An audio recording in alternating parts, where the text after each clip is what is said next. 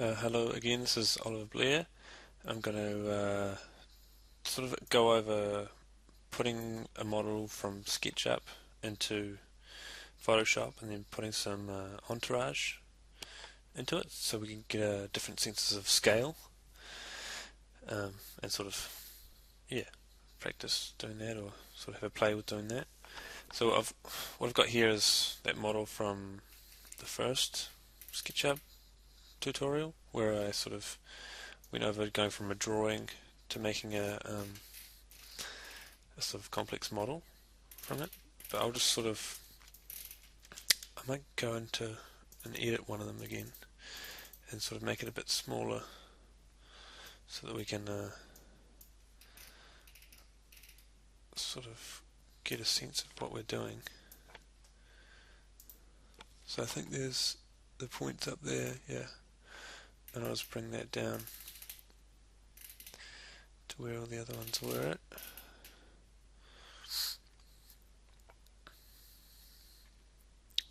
So I think it was like 30 meters or something. Yeah, there we go. And I might just sort of go over actually what I was doing. So,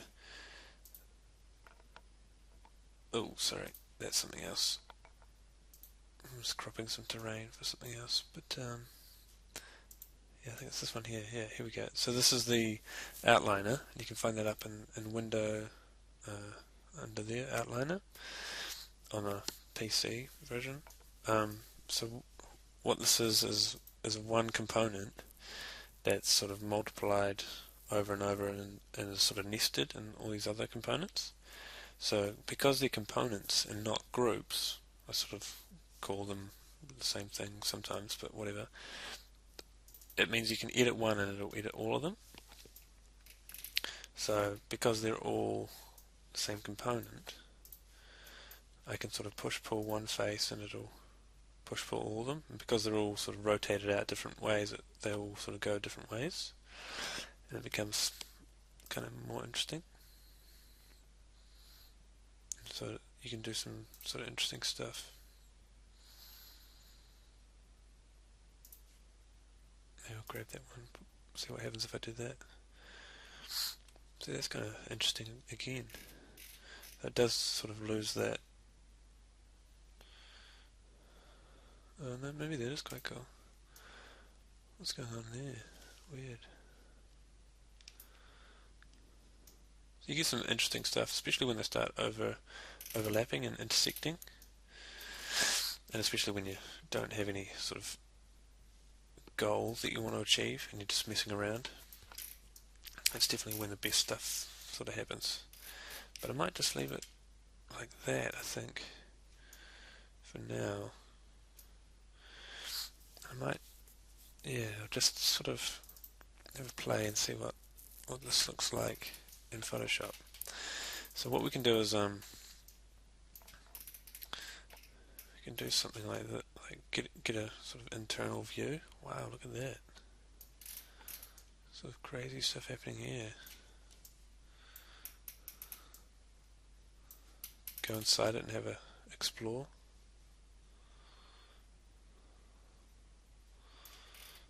So sometimes you'll end up sort of inside the model like this and you don't know where you are and it's like difficult to get out and you don't know what's happening.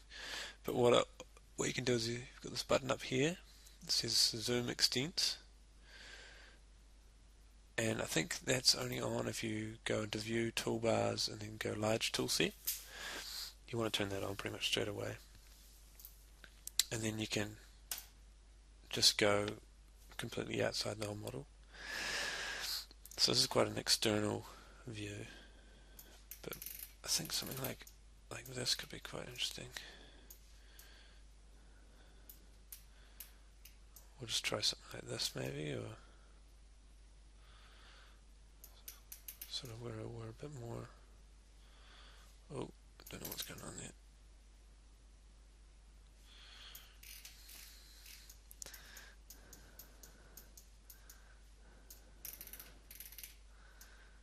Oh, that's quite cool. Maybe I'll go with that. And then what I'll do is I'll bring the styles over, and I'll just edit that, and I'll turn it so it's just sort of lines, and then get the background to be white. So it's just like a hidden line view of it. And then what we can do is we'll export that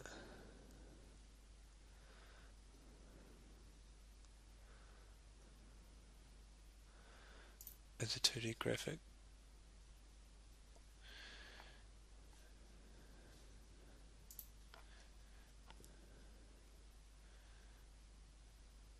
As a JPEG. Actually, no, I won't bother doing that. I'll just yeah, I think first of all what you want to do is save the scene. So I think you go up here to animation, view animation, and then you go add scene, and it should come up under here under window scenes. There we are. So there's our scene now, and that means that if you go anywhere else in the model, you can always get back to where you were, where you sort of taken those screenshots from. And so I'll just do it that way for now. So in Windows it's Alt print screen, and then I'm not sure if it does have a print screen, but save it as JPEG. Thinking about it now, but oh, yeah, that's just the way I'll do it. And then under Options, Alt print screen, and then on the bottom in Photoshop, you can just go of that export dialog. You can have all these different options. So that's quite small. Paste. That's smaller than the screen, so it's not working. That is. View sizes. That size. That's annoying. Oh well. But I was just something around like. That's okay. Oh, $3,000 or something like that. 3,000. I'll just do that for now, and then yeah. Go export, and then it'll take a wee while.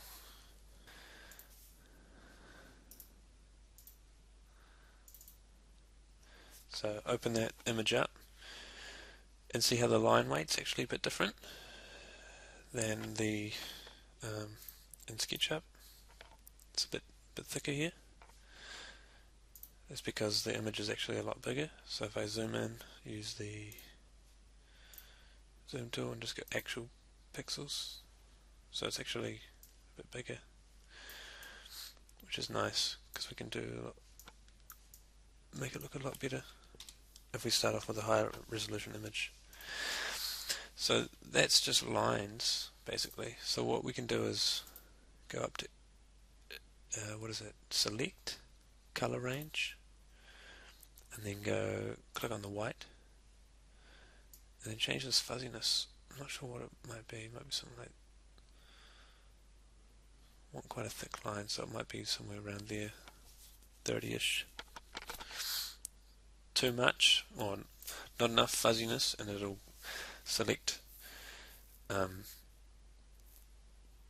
too much of the black or not enough of the black, and too much fuzziness will select too much of the black. So we want sort of something like this. Maybe that's not enough actually. Oh no, yeah, that'd be alright. And then you can just, while all the white is selected, you can go Control Shift I, and that'll invert the selection. So now it's just selecting the lines, and then you can go Control J, and it puts all those lines onto a new layer, copies them onto a new layer. So that might work, something like that. What that means is we can then export other views out and have like a wire mesh as well underneath it. Let's make a new layer, make it white or black. So there's still a bit of white in those lines,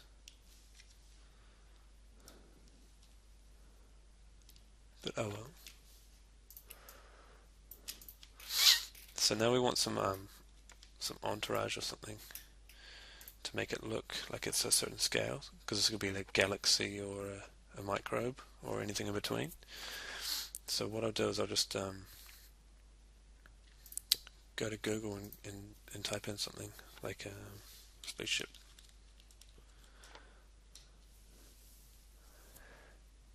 and then just grab an image of a spaceship, something cool, like there's another Star Wars one, something black and white might make sense. We'll try this. There we go. And you can just go in Chrome. You can go right click, copy image, something like that might work. And here you can go Control V, paste, and Star Wars. So we've got this black background on the image as well. Oh wait, there's one way to do it is use the magic wand. We press W. Oh, it's on the quick selection tool. So I just go up here and go and just hold down on that button. Go magic wand. You can and you can just click. Something cool. And it's selected some of the ship as well, so that means the tolerance is not too weird, but too high, so maybe 12 or something. Yeah, there we go. And you can delete that. So that it could be that big, or it could be that big. To get it to scale, what I did there was just Control T, and then hold down Alt and Shift, and it scales based on the origin point or the pivot point. So you can actually change that, and then go scale it from there. That's handy when you got someone's feet or something. But that looks a bit dumb. Might look alright, but it looks kind of retarded. Maybe I'll do something else. I'll do like a microbe or like a little bug or something. Something like this. What a funny looking dude. And I'll go copy image, bring it back in here, and then do the same selection thing because it's on a white background, so it should work. And so you see there the tolerance wasn't high enough, so I'll go up to 32 again. It's a bit better. And you can hold down Shift and select more areas. And go delete again. Oh, I missed a bit there. And I can hold Control I and make it inverted. Might make it look a bit better. Or Control U and change the saturation and stuff of the guy. That blue looked alright. Maybe something like that. Looks like he's caught in a spider's web or something, maybe.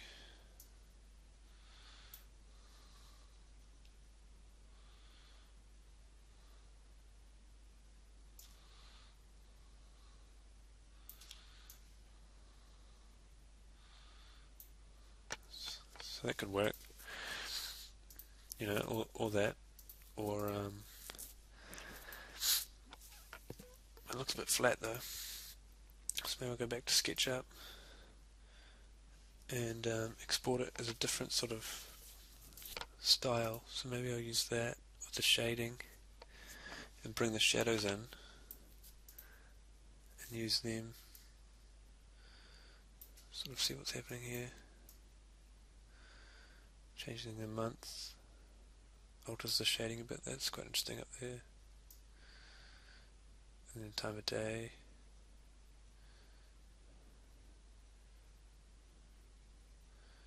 And then I'll actually turn the shadows on as well, see what that does. It's a bit strange. I think I like it better like that. And then I'll export that again.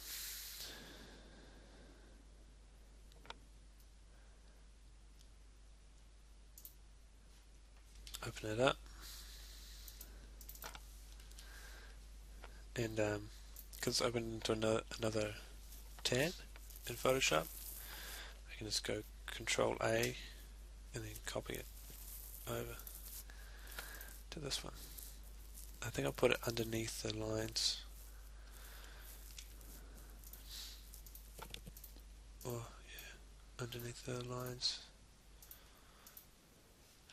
So what that means is we can actually edit the lines separately to the actual thing. See how that looks hideous? So what you can do is Control U on the line layer and then bring the lightness right down, and so it blocks it all out. Alright, now that's exported, I can it makes it a bit not as smooth, but you can do different things with the lines if you want. Oh. And then you can get a layer mask, I think it's this one. Add a layer mask to the lines and make sure that's selected, and then get the eraser tool, so just press E, ramp up the size a bit, and you can sort of delete parts if you want, or so if you just want lines over here or something, or something, I don't know.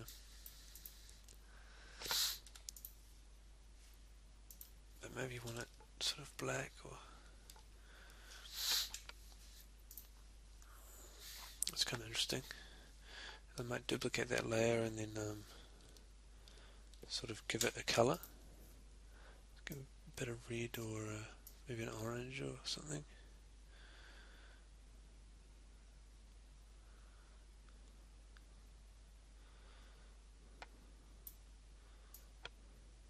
Maybe a bit of orange up there. I'm liking that sort of colour difference, sort of variation, and then we can add another mask to this and do that same editing thing, but I might make it a bit softer, a bit bigger. Oh, that's way too big.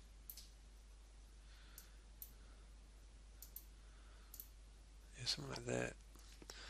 So you can sort of have no colour on this side or something, and then you can brush it back in with the B, with the brush. You just press B for that.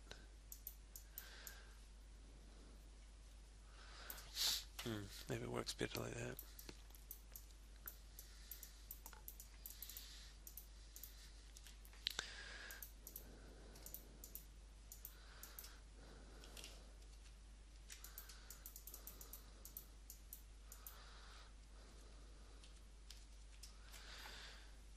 Yeah, maybe something like that.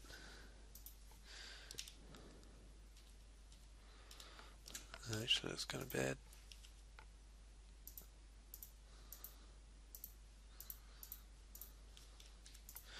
I kind of like the orange lines as well, so maybe I can make the lines orange if I go and colorize, and then up saturation, and then I might have to change the lightness. Oh yeah, here we are.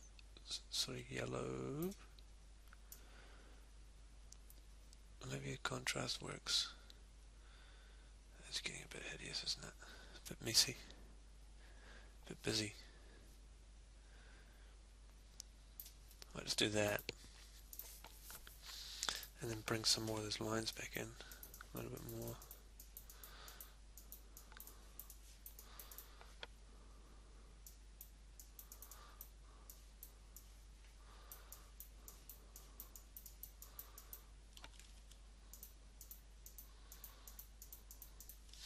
There we go, something like that, and then so we've got a bit of sort of variation. So it's not, so it's gone from the SketchUp image, which is just that, to something with a bit more just that. Interesting stuff going on. Yeah. And I'm not sure if the bug or the ship works still. But maybe I'll get something else.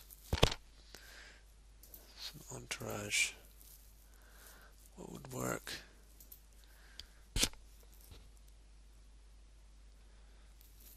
I reckon a space dude or something. Space girl. Oh, this might be bad. Alright, and that was pretty funny, so, but I found a good one. Or 3 of the same Edit this out. drawing. But, so what we can do, because this is all lines and stuff, it's an illustration, we can sort of make it maybe look like this a wee bit, hopefully. So I'll just get rid of the background with that wand trick, and then I'll put each version onto a different layer. So you can go select it and then right click and then go layer by cut, and then I have to go back onto that layer and layer by cut again.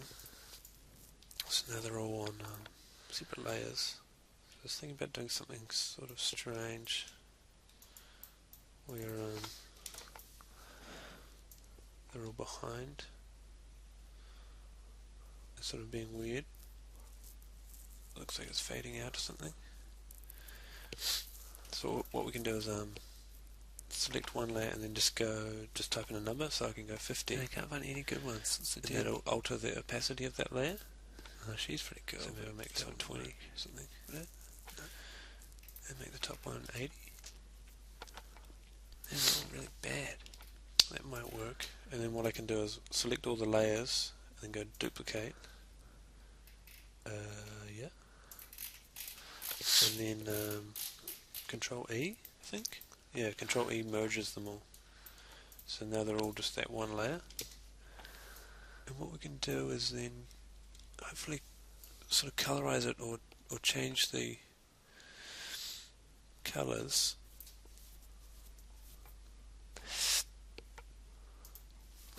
Or not, and then maybe just go select all of these and then let's get rid of that, and then select the color, so maybe it's just black.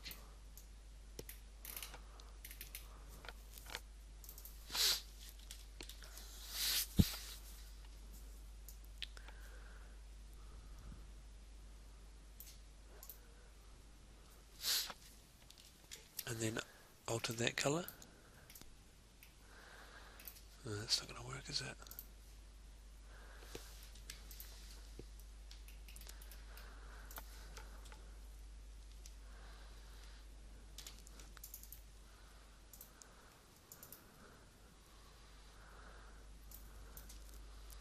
And then you can hold down Alt while you're transforming, and you can pick where. Alright, and it was kind of bad, so the point of rotation should be. I've edited that out, whatever. It's pretty funny, but I found it a sort of good one, I think. So she's sort of walking on there or something.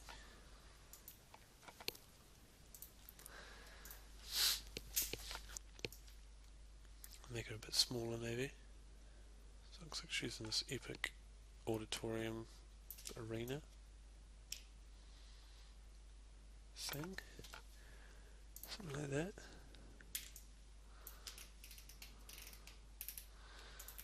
And then she doesn't really have enough of that trailing thing, so I'll just go Control J again. And then move the one behind her out a bit, so it looks like that. Put that down to 50.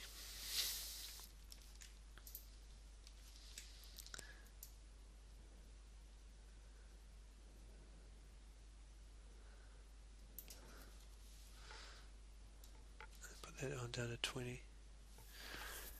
So it looks like she's losing her mind or something. There we go. Something like that's cool. Sweet. Done.